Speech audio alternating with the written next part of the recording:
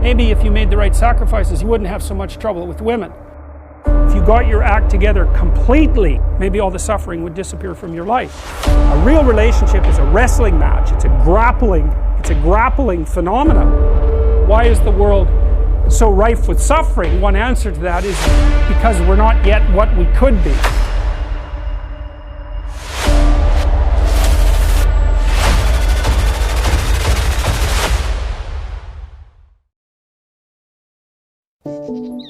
What does the optimal relationship look like in terms of positive and negative emotion?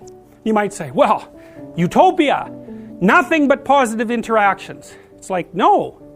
Imagine you get people to code the interactions they have with their partner during the day. You sample it. You say, was that interaction positive or negative? And then what you're trying to do is predict the longevity of the relationship. Okay, so here's the data. If it falls under 5 positive interactions to 1 negative interaction, the relationship doesn't continue. Fair enough, too much negative. That's easy to understand. If it exceeds 11 positive to 1 negative, the relationship doesn't last. Why? No challenge. Right? What do you want from your partner? Bliss? No, you don't. I can make dinner. I can take care of my family. I can undertake this job at work. That makes me a decent father. That's part of being a good person. The question is, what's at the pinnacle of that? At the upper end of the abstraction hierarchy, because these things should be organized all the way up into a complete hierarchy. What does it mean to be a good person? Well, it means, we've walked through it, it means you win the set of games. You go out into the world and explore, and you bring back what you've found, and you build yourself out of it, and you share it with other people. That's an old story. That's no different than the story of the collective hunt. It's exactly the same thing, right? You build yourself into someone that can have a long-term relationship with someone of the opposite sex, generally speaking, so that you can bring children into the world and turn them into exploratory heroes and stabilize the state. That's what should be at the top, and that thing that's at the top, it's the same thing. It's the integration of all of those things into the same thing. And that's the same as the sun. That's the same as the halo. It's the same as the thing that emerges from the belly of the whale. It's all of those things. And you also know that because you know that you have the capacity for admiration. It's in you. It's in you. It's locked into your biology, and it's locked into your sociology. You see what you admire, and that's a partial representation of the ultimate ideal. It's as simple as that. The person that you can completely map and who only does positive things for you, it's like A, you don't know that person. B, they're not communicating with you, nor you with them. Maybe they're just subordinating themselves to you or you to them. And you're not growing. A real relationship is a wrestling match. It's a grappling phenomena that you both emerge transformed from. And that's what people want. They don't want to push over. Not unless there's something wrong with them. A narcissistic person who never wants to be challenged will want a partner who does nothing but deliver exactly what they're told to deliver, but they will mistreat them. If you get all those things together, your physiology will be organized and oriented properly too. And that means your organs work properly and the micro elements of them work properly and all the way down. And then if everything is organized like that too, the society starts to work. And everything starts to organize itself along a horizontal axis, where each level of the structure supports every other level. And you can feel that, I believe. That's what you feel when you're engaged in doing something meaningful. You can feel those things coming together. And you can also feel like that as a kind of strength that pushes you forward instead of pulling you backwards. So, and I think that our nervous systems are very sophisticated. And they orient us in time and space. And they can tell us when they're in the right place at the right time. And people love that. And I think you experience that when you're deeply engaged in music as well. It puts you there momentarily, right? Say you're in a cathedral and you're listening to some remarkable music. If the light pouring in, you're in trees, because that's what a cathedral is. That's what the arches is. It's light coming through the trees. That's what's represented in the stones.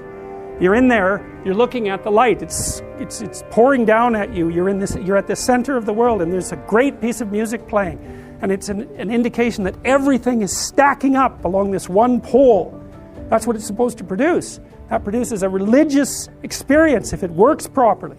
You know that. You go to rock concerts, you go listen to music. So what the hell do you think you're doing there? if you're not having a quasi-religious experience? You think you'd go otherwise? And just because you don't know that that's what's happening doesn't mean it isn't what's happening. People have been gathering together in groups and transcending the limits of their pathological individuality through music and ritual since the beginning of time. Why would it be any different for us? And the light's there, that's what the light show is for. It's the same thing, it's just that the religious element of it is stripped away, partly because we've criticized that to death so carelessly that we can't integrate it anymore into ceremonies like that. And I mean, fair enough. But it's not like that comes without a loss.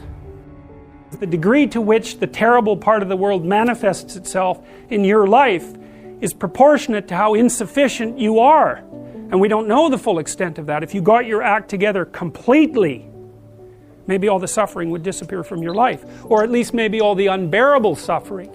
And maybe all the suffering or the unbearable suffering from the lives of people around you too. And you already know that because there are people that you'll go to in a crisis that you can rely on and you know they'll help you. And you wonder what the world would be like if you were like that and everyone else was like that too. We'd have a lot fewer crises. And the ones that we do have would be a lot more manageable.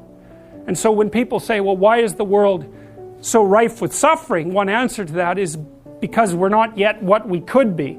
And at least that's an answer that we have some control over, right? You're not going to talk God out of making the world suffer, that's for sure. And you're not going to negotiate directly with Mother Nature. But you might be able to put yourself together a little bit and see if that works. At least it's under your control.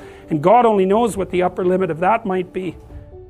On average, men are more interested in things and women are more interested in people. And that's actually the biggest difference we know of psychologically between men and women. And even though men and women are quite similar, all things considered, the extremes make a difference. So you imagine that in order to become an engineer, look, obviously not everyone becomes an engineer, you have to have a particular temperamental proclivity to become an engineer. You have to be extraordinarily interested in things rather than people. Well, most of those people are men. And if you want to become a nurse, well, then you have to be much more interested in people than you are in things. And most of those people are women. And so you get differences in occupational choice that are also, by the way, quite great in Scandinavia, especially in the case of engineering and nursing, that are mostly due to biological differences, and you cannot minimize that by social engineering. There's a whole group online called Men Going Their Own Way, MGTOW. That's a very interesting group to go study. There's lots of them. I don't know how many of them there are, and most of them are older. Many of them are men who've been through a particularly horrifying divorce for one reason or another, and they've had enough of women. So they tell the young men that they're teaching, never have a permanent relationship. Never share your territory with a woman. Never share your possessions. Make sure you never live together, and don't stay with one long enough to enter a common law relationship because you'll be stripped of everything that you have. Well, that's a hell of a thing to be telling people. But what's happened is that the female has been manifested in their life only as the negative archetype, and they've got that confused with all women. And that's partly, you got to ask yourself, if you know the mythological stories, maybe if you made the right sacrifices, you wouldn't have so much trouble with women.